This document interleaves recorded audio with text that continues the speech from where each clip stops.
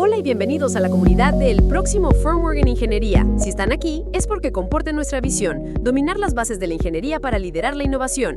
En esta sesión de nuestro curso de Sistemas Embebidos y Firmware, nos sumergimos en el corazón de la comunicación de alta velocidad en la placa, el SPI, la interfaz de periférico serie.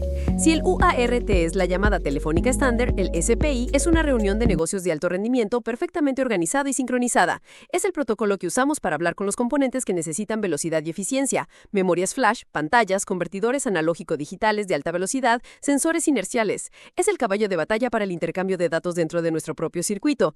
La palabra clave que define al SPI y lo diferencia de un UART es síncrono. Esto significa que hay un director de orquesta. En el SPI tenemos dos roles principales, el maestro y el esclavo. El dispositivo maestro es el que inicia la comunicación y, lo más importante, genera la señal de reloj, el SCK. Este reloj es el metrónomo que sincroniza perfectamente al maestro y al esclavo, asegurando que ambos estén en la misma página para cada bit que se transfiere.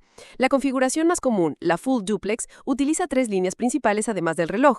Piensen en una autopista de dos carriles. Tenemos la línea MOSI, Master Out Slave In, que es el carril por el que el maestro envía datos al esclavo. Y tenemos la línea MISO, Master In Slave Out, el carril de vuelta por el que el esclavo envía datos al maestro. Como son dos carriles separados, los datos pueden fluir en ambas direcciones al mismo tiempo. Además, tenemos una cuarta señal crucial, el Slave Select o SS. Si el maestro necesita hablar con varios esclavos, usa una línea SS dedicada para cada uno. Es como si un gerente, el maestro, quisiera hablar con un empleado específico, el esclavo. Simplemente llama su nombre, activa su línea SS y solo ese empleado escucha y responde. Pero aquí es donde el SPI del STM32H7 revela su increíble flexibilidad. No estamos atados a una sola forma de trabajar. En primer lugar, podemos configurar el tamaño de los datos. No estamos limitados a 8 bits. Podemos configurar transferencias desde 4 bits hasta 32. Esto es tremendamente poderoso. Podemos enviar un pequeño comando de 4 bits o un dato completo de sensor de 24 bits en una sola transferencia, optimizando el bus para nuestra aplicación específica.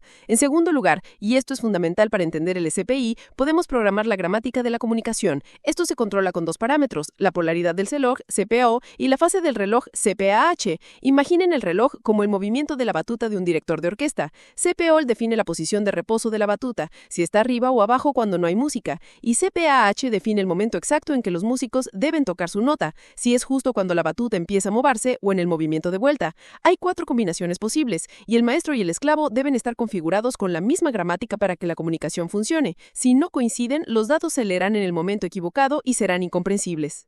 Tener control sobre esto nos permite comunicarnos con prácticamente cualquier dispositivo SPI del mercado. La velocidad es otro de sus superpoderes. El periférico SPI puede funcionar a velocidades muy altas, a menudo a la mitad de la frecuencia del reloj del sistema. Esto se controla con un preescalador que nos permite ajustar la velocidad del reloj SPI para adaptarla a las capacidades del dispositivo esclavo con el que estamos hablando.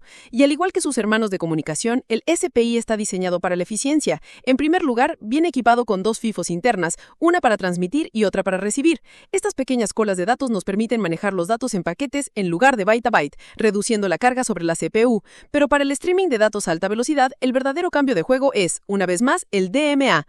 Imaginen que necesitamos actualizar una pantalla gráfica. Estamos hablando de miles, quizás millones de píxeles. Sería una locura que la CPU tuviera que enviar cada píxel uno por uno al periférico SPI. En su lugar, la CPU simplemente le dice al controlador DMA, toma todo este buffer de imagen de la memoria RAM y envíola a través del SPI. El DMA se encarga del resto, moviendo los datos de forma masiva y autónoma, liberando a la CPU para que calcule el siguiente fotograma o gestione la lógica de la aplicación.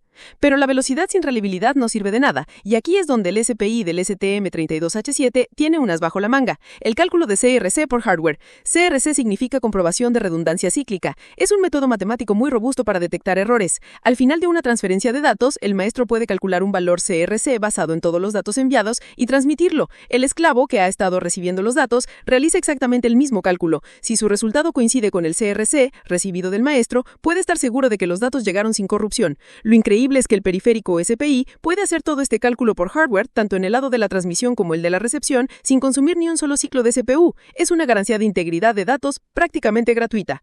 Además, el periférico nos proporciona un completo panel de control de errores. Nos avisará si hay un desbordamiento de datos, un intento de leer un buffer vacío, un error de CRC o incluso un fallo de modo, que ocurre, por ejemplo, si dos dispositivos intentan ser maestros en el mismo bus simultáneamente. Y la flexibilidad no termina ahí. Tenemos limitaciones de pines, podemos usar el modo Half Duplex, que utiliza una sola línea de datos bidireccional. Necesitamos intercambiar las funciones de MISO y MOSI por un error en el diseño de la placa, podemos hacerlo por software. Si el esclavo necesita una forma de decirle al maestro que está ocupado y no puede recibir datos, existe una señal opcional de listo para gestionar el flujo de datos. Incluso admite el formato SPI de Texas Instruments, además del estándar de Motorola.